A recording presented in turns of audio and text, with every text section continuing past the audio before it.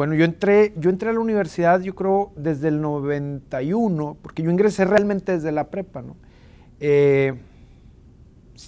Y creo que en la prepa fue sin un propósito muy claro más que la cercanía a mi casa. Yo crecí en la Chepe Vera, me quedaba la universidad regiomontana muy cerca, la prepa. Entré a estudiar, hice la prepa, pues en un ambiente, creo yo, como cualquier otro, donde pude desarrollarme, donde pude estudiar, pero creo que el punto crítico, el punto más importante fue cuando entré a estudiar leyes, ¿no? Porque era un plan que yo tenía desde muy chavo, desde que era un niño prácticamente, que quería estudiar leyes.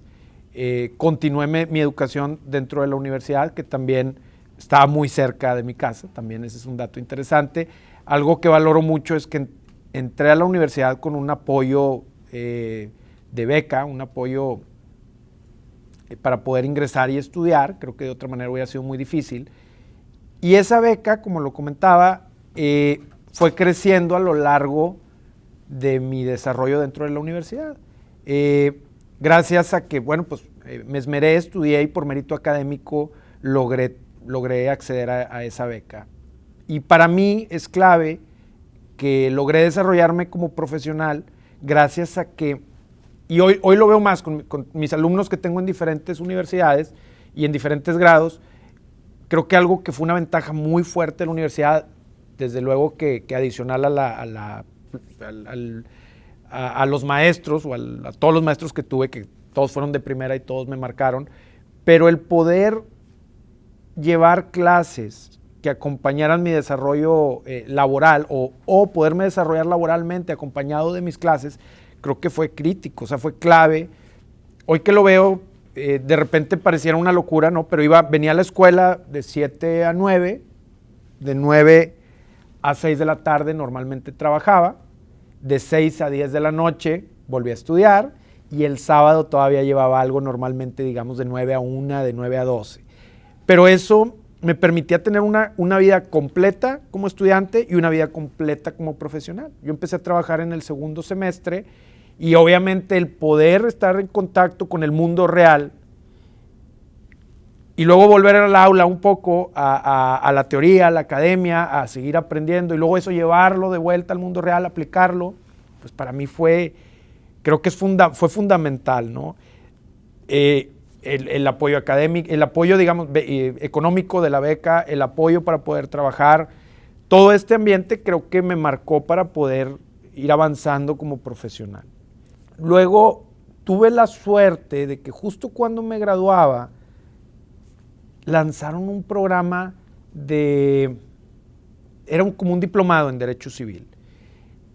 Y yo seguía con mi trayectoria de buen desarrollo y me becaron también para ese diplomado. Entonces hice ese diplomado terminando mi carrera y ese diplomado también valía para el posgrado.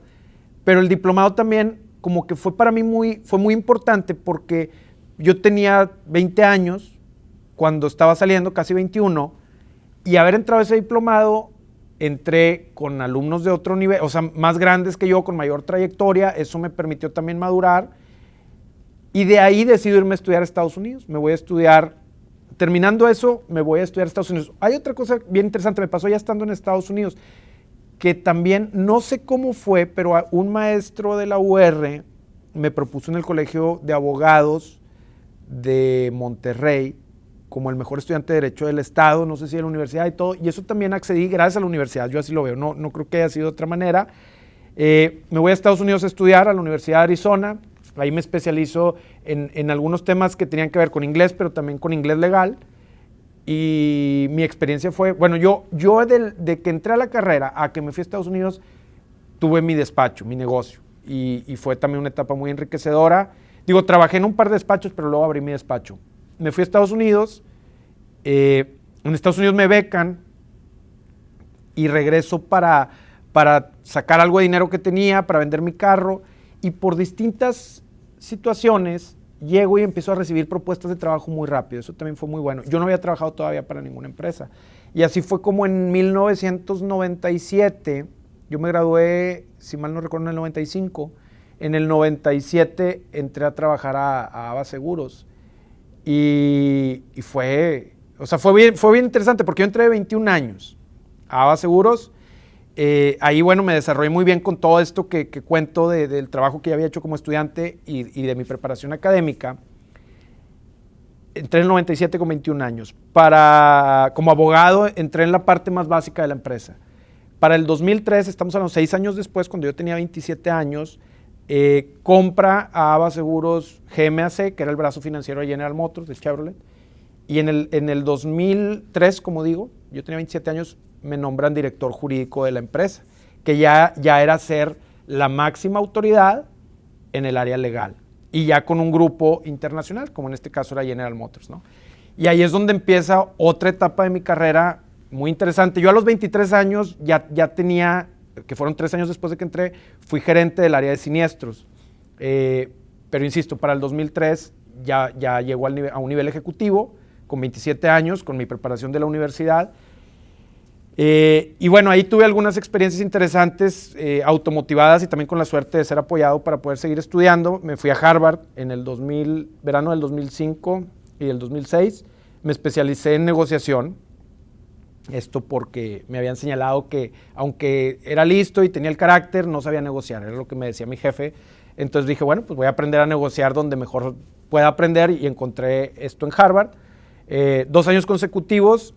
Hice también otro posgrado en métodos alternos en la Universidad del Estado, pero luego yo empiezo a entender más las dinámicas de los negocios, veo que sí, como abogado había muchas cosas por hacer, y lo cual me gustaba, pero realmente las decisiones, el poder, la relevancia, la trascendencia estaba en los negocios, ¿no?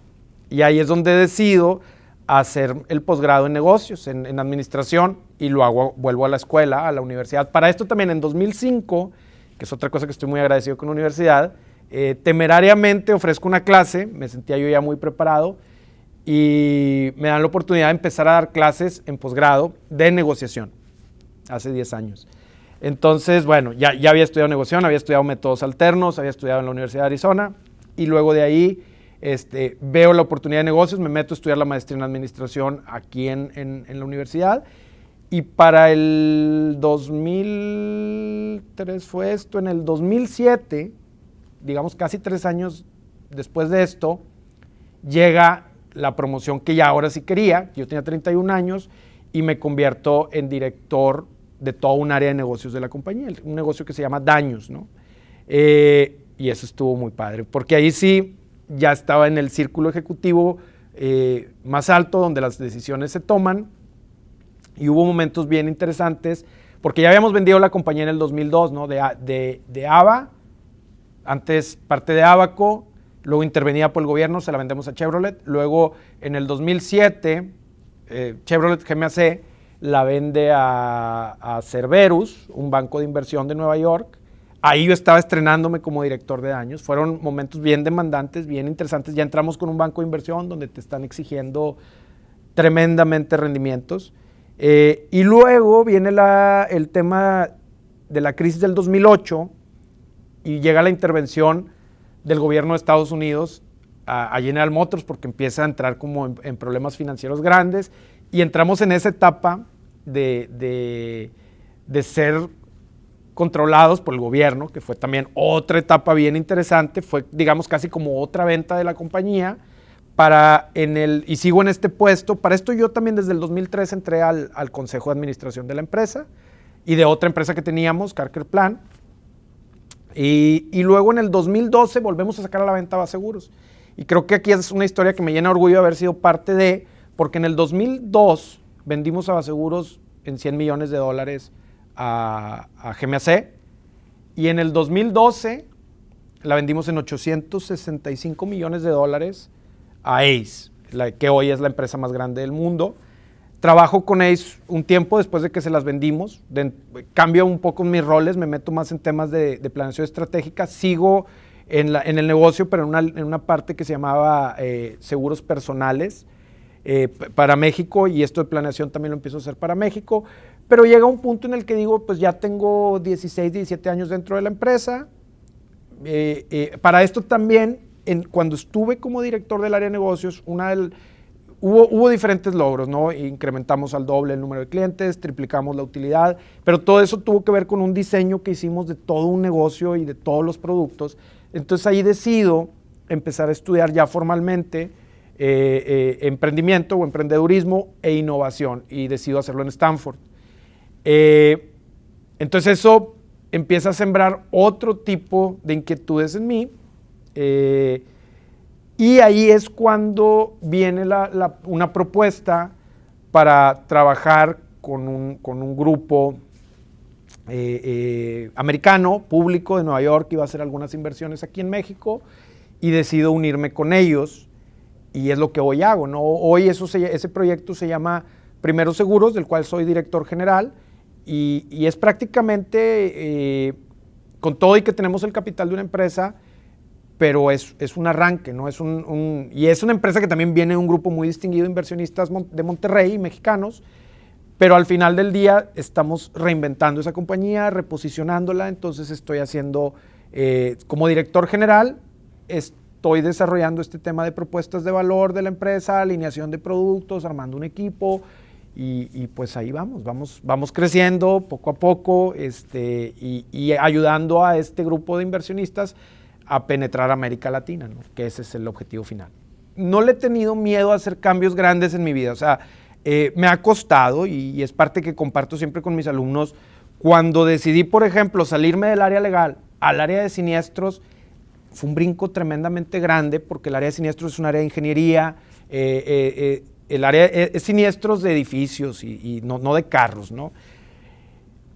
Fue muy demandante para mí, me llegué a enfrentar por mi salud, a que el doctor me dijera, es que esto es bien fácil, si quieres ya sentirte bien, si quieres que tu vida mejore, que tu nivel de estrés baje y tu salud también esté mejor, simplemente déjalo y ya, vas a mejorar. Y no, decidí seguir aferrado a lo que querías, con este impulso a ir adelante, que estoy seguro que lo obtuve de la universidad, puesto que pues aquí es donde más he estudiado. He tomado riesgos, definitivamente, no he tenido miedo a tomarlos, más bien he decidido seguir, claro, con conocimiento, pero mucho mi intuición, y eso que también mencionas, que es aprender más, ¿no? El decir, bueno, si tengo una vida y una carrera, tengo que sacarle el mejor provecho a esa carrera. Y si ya me desarrolló la universidad, esos hábitos de estudio, esa disciplina de poder levantarte temprano a estudiar, continuar con la oficina y estar haciendo cambios constantes en tu mente, decir escuela, oficina, escuela, y poder mantener esa responsabilidad, aparte con el grado de desempeño que tuve que tener para poder acceder a la beca, se volvió para mí muy fácil hoy en mi vida profesional decir, bueno, si quiero hacer esto porque sé que es algo que me va a divertir, que me va a entretener, que me va a apasionar y que me va a llevar adelante, pues el algoritmo es sencillo, ¿no? Simplemente tengo que volver a hacer eso que aprendí en la universidad, que es estudiar, dedicarme, agarrar el libro, ponerlo en práctica como lo hacía y seguir prueba y error, ¿no? A mí hoy lo que más me mueve es poder crear, ese es el punto más grande, o sea, poder crear, el que me mantengan uno con libertad y que haya una grande posibilidad de mejorar algo y que me dejen hacerlo. O sea, que me dejen con las manos sueltas decidir, y claro, asumiendo también, si me equivoco, voy a asumir esa responsabilidad, pero crear, o sea, y crear de manera tal que esa creación tenga un impacto grande y que cambie, ¿no? Y que cambie las circunstancias de cualquiera que sea el tema, ¿no? Si es una industria, si es en la sociedad. También trabajo, no lo comenté aquí, en los bomberos, y precisamente es eso, ¿no? En los bomberos tiene que ver con lo mismo que estoy haciendo en las empresas. Pocos saben, los bomberos son privados en Monterrey o en Nuevo León, y movemos todo un servicio que es público y que debiera ser llevado por el gobierno. Pues un grupo de empresarios somos los que llevamos el destino de bomberos. Creo que bomberos es un área donde, claro, sin ganar ningún centavo, más bien ayudando a la sociedad y devolviendo toda esta buena fortuna que yo he tenido, define eso, ¿no? Me gusta crear, me gusta apoyar, me gusta hacer algo grande, trascendental, tener impacto, poder hacerlo con libertad y con toda la responsabilidad del mundo. Mucho es innovación. Si uno voltea a ver en diferentes ámbitos, en diferentes rincones, digamos, de la sociedad, disciplinas, industrias, etcétera, y hay un potencial enorme, ¿no? Pero ese potencial que está latente en los negocios, en las diferentes industrias, en los diferentes sectores, pues solo va a poder desdoblarse a través de empezar a hacer pequeños cambios, ¿no? Y hacer esos cambios también requiere esa toma de riesgos, requiere impulsar a la sociedad de esos sectores a hacer más, ¿no? Entonces yo creo que sí nos toca mucho hacer innovación, pero innovación real, no nada más en el discurso. Entender, primero que nada, y creo que aquí es donde conecta un poco lo que me he formado, o sea, la parte del derecho me dio mucha disciplina para estudiar, la negociación para entender a las demás personas, y en la innovación, pues el punto principal es entender, ¿no? Dependiendo hacia qué orientación tengas en el método que utilizas para innovar, pero va centrado en las personas, no en el usuario. Entonces yo tengo que entender a quién se va a beneficiar, saber que no puedo solucionar problemas que no existen, entonces tengo que enfocarme en necesidades bien reales, bien específicas, hacer un diseño y bueno, ahí viene luego también el tema de valor, porque muchos quieren tener todo seguro, ¿no? O sea, a ver, vamos a lanzarlo, pero vamos a ganar dinero. Pues yo pienso que sí, pero no sé, o sea, realmente no sé si va a pasar. Todos mis cálculos mentales me dicen que sí, pero realmente tengo que poner manos a la obra para saber si va a funcionar. Entonces, sí, como que hoy que llego al punto de estar innovando, de estar queriendo cambiar cosas, sí, es como que un punto donde catalizador, digamos, de todo lo que he venido haciendo, ¿no? De todo lo que he venido estudiando y donde me siento más contento, ¿no? Más realizado, apasionado. Yo omití un dato interesante de lo que he venido haciendo. El año pasado fui conferencista dentro de TED, de los eventos internacionales, hubo uno aquí, y precisamente me dediqué a hablar de la innovación en México, en una plática que se llama Ser Creativo, que la pueden encontrar en YouTube, en el canal específico de TED. Y yo creo que está todo, México tiene todas las posibilidades para innovar, pero hay algo que me llama mucho la atención, que es que cuando se murió Steve Jobs, si uno se remite a los editoriales de los intelectuales y diferentes revistas en el país, decían que en México nunca hubiera sido posible que existiera un Steve Jobs. Y hay intelectuales de peso. Y juegan, y hay sarcasmo, y se refieren a estructuras, y se refieren a muchas cosas, pero para mí el tema de fondo y el impacto para el ciudadano es cómo me topo con esa noticia en el periódico. Yo desde que la leí me causó mucho agravio, ¿no? Pero interesantemente, un par de años después, la revista Wired encuentra a quien ellos denominan el siguiente Steve Jobs. Y el siguiente Steve Jobs es una niña de Matamoros de 11 años. Entonces eso me llama mucho la atención y tiene mucho que ver con la pregunta que me haces, porque los intelectuales mexicanos dicen no podría haber un Steve Jobs. Si no el intelectual, pero sí el dedicado a la tecnología en Estados Unidos, dice el próximo Steve Jobs está en Matamoros y es una niña de 11 años y es un genio y es una mexicana. Entonces, ¿a qué quiero ir? Y bueno, y hay un par de casos más que me encantan. Uno es el de Jordi, un chavo que sin estudios y rechazado del Instituto Politécnico Jordi Muñoz hizo todo un modelo de drones automáticos que hoy es el mejor que hay. Es un mexicano de menos de 30 años y lo hizo sin estudios y ganó a los estudiantes del MIT y todo con el puro DNA mexicano, ¿no? Y hay otro caso bien interesante que incluso hubo una película hace poco que se llama Underwater Dreams, que son unos chavos ilegales en Arizona que desarrollan un dron submarino, son de prepa ellos, igual entran a un concurso de nivel profesional y para no hacer el cuento muy largo ganan incluso a los estudiantes del MIT sin dinero, con estudios de prepa, con muchas ganas, mexicanos, sin preparación, etc. Entonces, sí, está todo puesto en México. Yo creo que hay capital, hay las grandes empresas, al menos me voy a referir aquí a Monterrey, pero incluso es un fenómeno a nivel nacional. Las grandes empresas mexicanas están siendo vendidas a los grandes corporativos americanos, ¿no? Y estas grandes empresas mexicanas pertenecían a algunas familias mexicanas, ¿no? Y estas familias venden y se quedan con su dinero y ellos tienen sus empresas donde tienen los fondos para invertir. Entonces, el dinero está en México para invertirse, ¿no? Pero si nosotros no estamos conscientes de esa gran oportunidad, del desafío de innovar, de las posibilidades que implica innovar, pues nunca vamos a realizar esto, ¿no? Y ese dinero al final va a terminar invertido en cosas mucho más triviales que en ideas mexicanas. Entonces yo veo la mesa puesta, yo veo que hay capital, yo veo que hay chavos haciendo cosas impresionantes, súper interesantes, pero pues hay que decidirnos, hay que creer en esto, hay que estudiar y hay que pagar el precio, ¿no? Y no se requiere una preparación especial para ser creativo. Yo hacía alusión, precisamente antes de llegar a esa plática, dije alguna vez hice la misma estrategia, alguna vez fui orador huésped aquí en una graduación y el ejercicio es el mismo que hice en TED, de decir, bueno, ¿qué mensaje doy que sea orgánico, que no provenga, por ejemplo, cuando fui orador huésped aquí, que no sea como predicador, moralista y demás, que sea muy orgánico, que venga de mi experiencia propia? Y lo mismo hice en TED. A ver, yo decía, bueno, si es que he logrado algo y alguien considera que he hecho algo innovador o creativo, ¿qué fue lo que influyó en mí? Que no haya sido Stanford o que no haya sido una formación o nada. Entonces yo volví al tema de decir, si me voy a mí, a cómo crecí,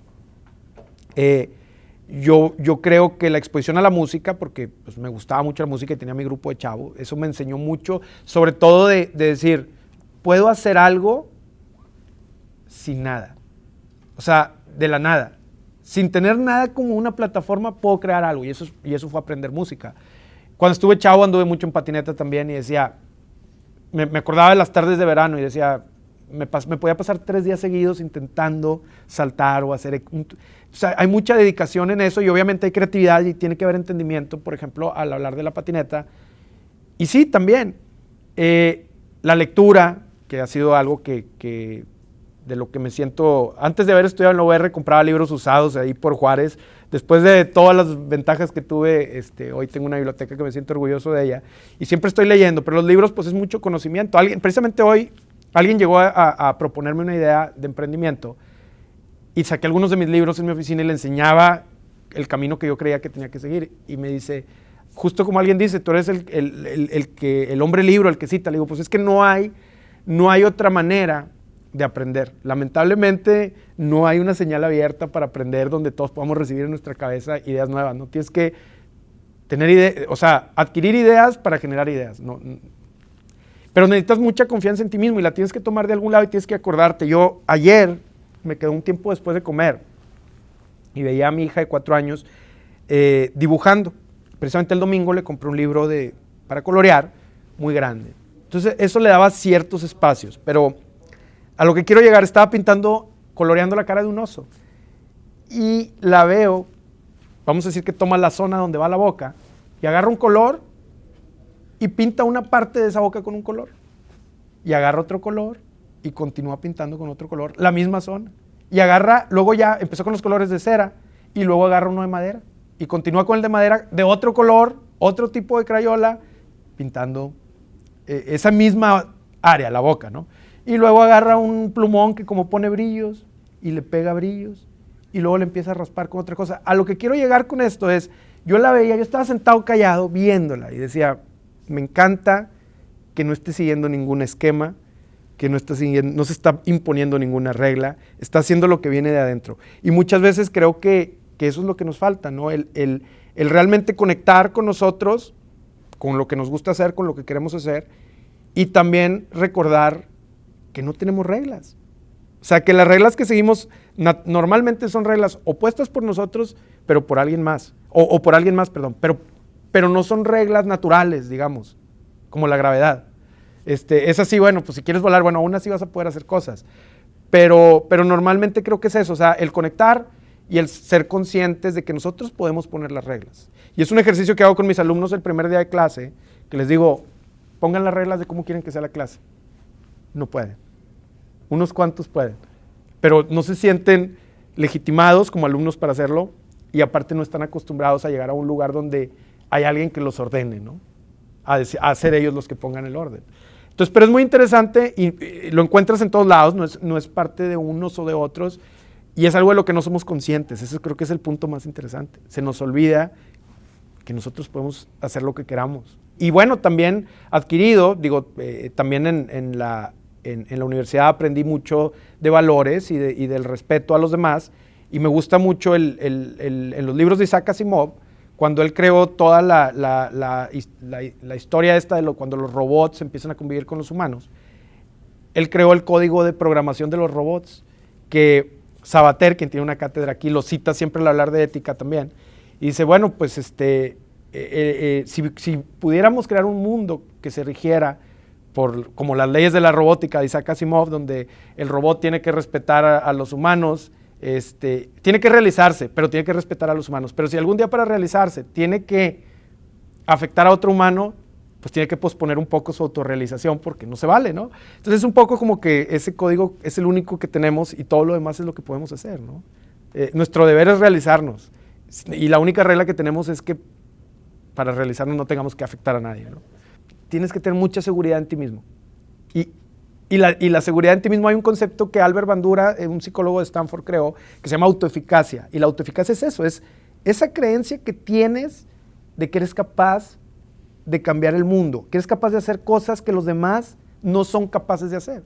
Pero eso tiene dos lugares donde se forma. Uno es la casa y el otro es la escuela, que son los principales lugares donde adquirimos y donde conocimiento y nos vamos educando. Si en la escuela te critican, en lugar de alentarte, lo mismo en tu casa, tu seguridad, tu autoeficacia se disminuye. Entonces sí, se necesita muchísima seguridad para saber que lo que vas a hacer es un intento y que si algo sale mal, no pasa nada. Y cuando hablo de esto, pero si yo les pregunto, si yo te pregunto a ti, ¿qué es lo más significativo de Napoleón? ¿Qué es? El otro día estaba con una persona educada en Europa y él me contó muchas más cosas, pero para nosotros, para todos los que no estamos tan expuestos a, digamos, a historia en otro país, pues Napoleón es significativo, o cuando para la mente de muchos viene Napoleón, viene por la batalla de Waterloo. Y la batalla de Waterloo es una derrota, pero es una derrota emblemática.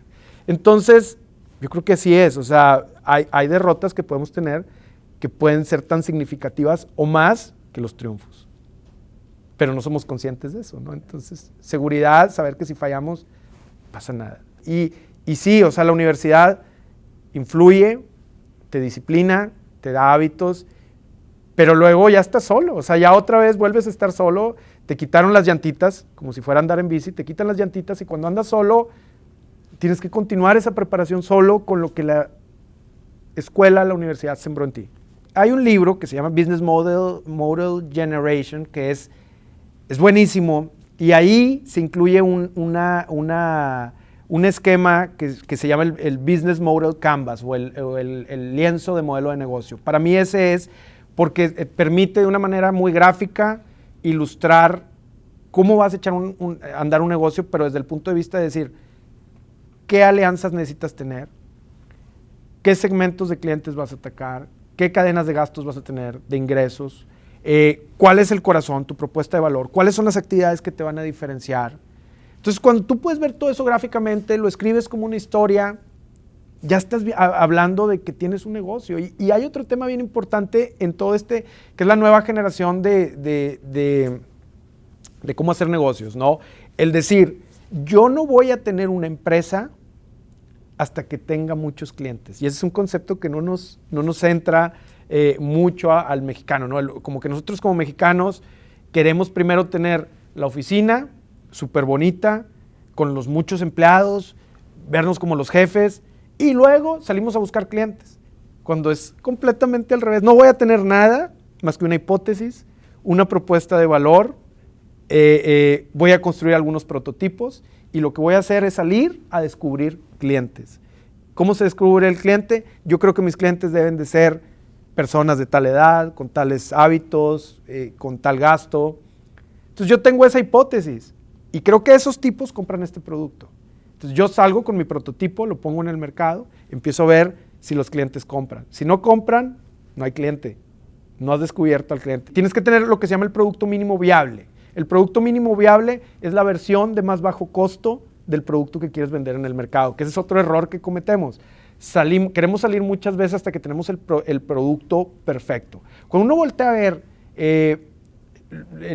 hacia los productos que vienen de la zona de donde sale toda la tecnología hoy, que es Silicon Valley o mayormente, pues uno ve un iPhone y sale con un software y siempre leemos que el software tiene problemas, que el teléfono, como salió en esta última versión, se dobla, se calienta, la batería no dura.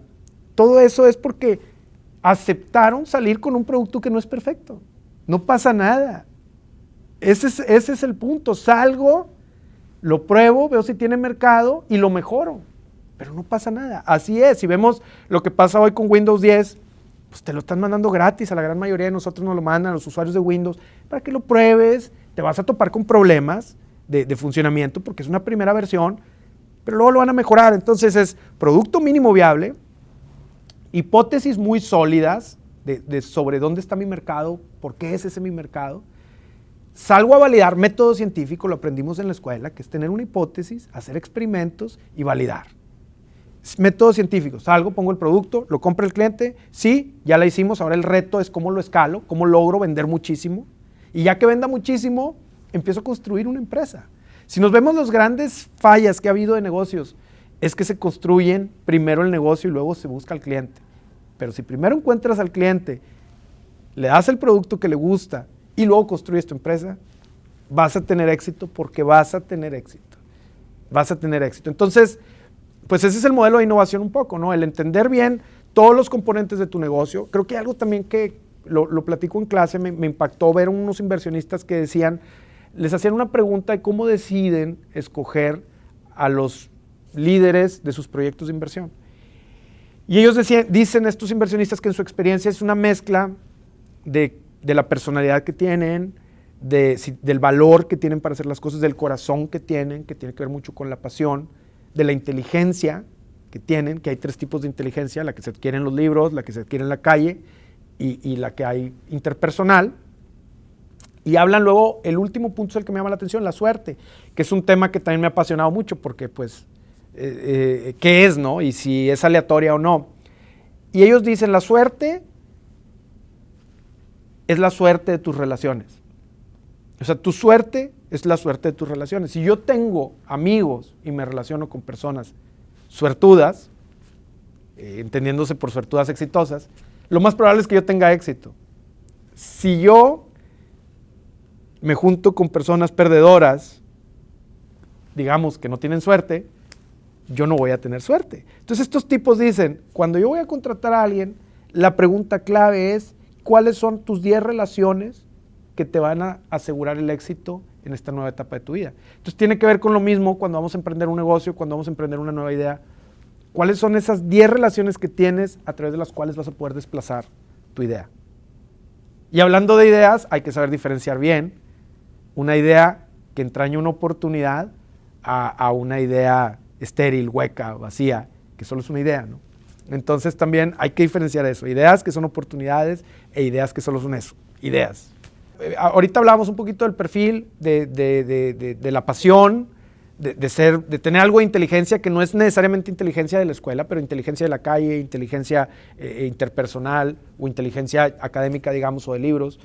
Pero yo creo que sí, o sea, es pasión, y aquí yo tengo sentimientos encontrados, porque mientras alguien menos expuesto a estas reglas, creo yo que más fácil puede hacer algo grande.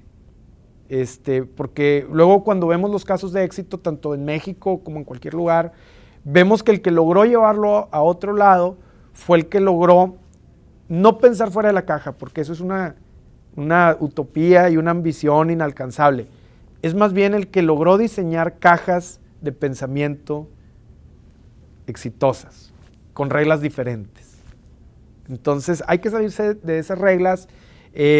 Yo comparto también siempre una idea con los alumnos de un caso de la Segunda Guerra Mundial, donde cuando los aviones de los americanos eran derribados, había que empezar a reforzar el blindaje. Y traen economistas y traen personas muy inteligentes para decidir dónde poner ese blindaje, porque no se podía poner mucho, porque si no ya no se levanta el avión al vuelo. Y no encontraban, y dicen, miren, aquí están los balazos, aquí es donde más les pegan, pónganle aquí. Y como quiera perdían las guerras. Hasta que llegó un tipo y les dijo, es que estamos analizando aviones que llegan. Entonces los balazos que estamos viendo son balazos no fatales, no tumban al avión. Los balazos que debemos de poner atención son los de los aviones que se caen en la guerra. Esos son los balazos que sí son fatales, son los que debemos de cubrir. Entonces fue una regla diferente a la regla con la que estaban pensando un montón de personas. Entonces a eso es a lo que me refiero cuando hay que diseñar un pensamiento diferente, ¿no? Tiene que ver con eso, ¿no? Con pensar más allá. Para mí, nos escudamos mucho en que no están las estructuras. Cuando hablamos de negocios, cuando hablamos de desarrollo, hablamos de que no están las condiciones porque no está la estructura y las estructuras, llámense tributarias, digamos otro tipo de regulaciones, no permiten que se den las cosas. Eso es como que algo que se escucha mucho en el ambiente de negocios. Pero yo ahí a ese respecto me remito a las revoluciones, que me encantan las historias de las revoluciones de los diferentes lugares. ¿Qué genera una revolución? ¿El movimiento genera a la revolución o la revolución es la que genera el movimiento? Entonces, yo creo que es el movimiento el que genera la revolución. ¿A qué voy? A que si no están las estructuras es porque no hay un movimiento que las obligue a cambiarse para que entre este nuevo México. Entonces, yo creo que el reto más grande es, bueno, hay varios, ¿verdad? Pero uno de los más grandes es ese de creer que podemos empezar a empujar para cambiar el país sin excusarnos en las reglas. Ese es uno. El otro tema importante definitivamente es la educación, ¿no? La educación de calidad, que seamos como alumnos más comprometidos y también como maestros todos seamos más comprometidos y saber que lo que tenemos cuando estamos en la escuela, el deber y la responsabilidad que tenemos es ese, ¿no? De prepararnos más para salir a cambiar el mundo. Y como maestro es eso, decir, caramba, aquí hay, si tengo 20 alumnos, tengo 40 personas que me están confiando lo más grande de su vida, que son sus hijos, que seguramente están dando la mayor parte del patrimonio económico que ellos tienen. Yo no puedo darme el lujo de permitir que estos muchachos que me están siendo confiados salgan sin esa hambre de cambiar el mundo y sin esa claridad de la oportunidad que tienen independientemente de donde vengan de cambiar el mundo. Entonces es un tema en el que mucho, por la vereda que sea que llegues, todos llega al fondo de un tema que tú dijiste, esa seguridad, esa confianza en nosotros de decir, yo puedo. Haya estudiado donde haya estudiado, venga de donde venga, sea de quien sea, el apellido que sea, yo puedo cambiar el mundo como lo hicieron otros. Entonces, yo creo que es eso, el decir, tenemos esta gran responsabilidad de hacerlo, y no lo va a hacer ni el Bronco, ni lo va a hacer nadie, lo vamos a hacer nosotros. Yo estoy impresionado y estoy feliz. Obviamente yo estuve como estudiante en una época, como maestro en otra, y luego me tomé un receso por todos los desafíos frente a los que yo estaba en lo personal, y también la universidad, en todo este cambio que ha estado experimentando. Entonces yo estuve cauto, vine, me presenté en el momento del cambio, sin deseos de tomar algo en ese momento, y ahora que me llaman para volver a impartir clases, estoy impresionado de ver un cambio auténtico, o sea, porque ese es otro punto, o sea, si uno en Google pone la palabra cambio o se mete a Amazon y busca libros sobre cambio, va a encontrar millones. Y si nos metemos a ver instituciones, también vamos a ver que todos quieren cambiar, pero una cosa es el discurso y otra cosa es realmente cambiar. Entonces, ahora que me topo esta UR nueva, esta UR de este momento, que creo que es la misma UR, pero que ha ido madurando, que ha ido definiendo, que ha ido cambiando, la veo realmente en una etapa de madurez que me emociona lo que puede llegar a ser. Esa posibilidad que hay hoy real de no estar encerrados en un discurso, de no estar atrapados tampoco en buenas intenciones, como si lo veo cuando volteo a otro lado, como ya lo dije. Veo un cambio auténtico, un cambio orgánico, veo un grupo de líderes que efectivamente lo están haciendo. No digo, porque no digo lo quieren hacer, lo están haciendo. O sea, yo como maestro lo estoy viviendo con los alumnos, con el programa nuevo de esta clase que estamos dando de negociación, que es una clase eje en los posgrados con estas mecánicas de 3 maestros al mismo tiempo, impartiendo la misma clase en salones diferentes y luego en sesiones conjuntas con alumnos de todas las disciplinas. Pues es un experimento que sin duda es enriquecedor para todos.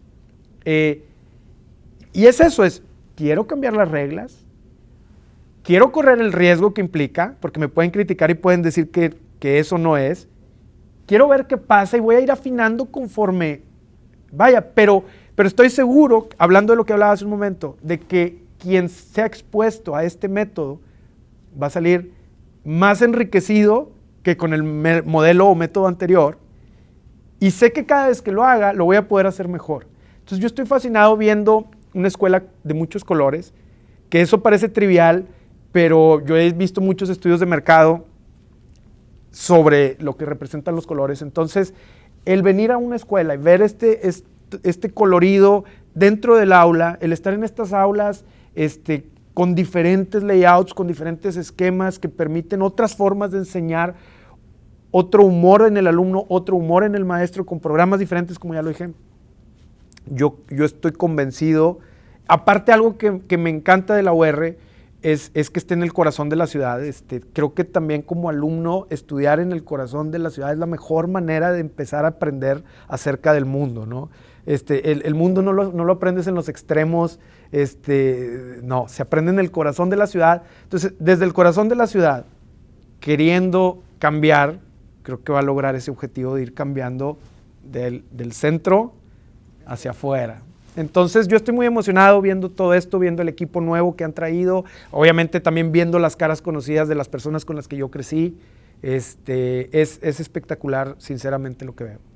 Eso, de un poco resumiendo lo que he hablado, tenemos que tener todos conciencia del solo hecho, de la gran oportunidad que representa el solo hecho de tener la posibilidad de estudiar. Si ya es pertenecer a una privilegiada minoría en México, ese es un privilegio. Y luego la responsabilidad que implica salir hacia afuera y ser un profesional en lugar de un profesionista. Un profesionista es el que sale con un título, pero un profesional es el que realmente sale a, como lo estuve diciendo, a cambiar esa sociedad responsablemente, a ser factor de cambio y sobre todo el otro tema de los que hablamos, hacerlo con una moral muy alta, sabiendo que los principios no se pueden posponer, que los principios nos permiten ser lo que somos, que trabajos hay miles, que reputación hay una. Y eso, o sea, saber que el mundo puede ser del tamaño que queramos, pero que el éxito que tengamos en lo que hacemos va a depender del esfuerzo que imprimamos en esto.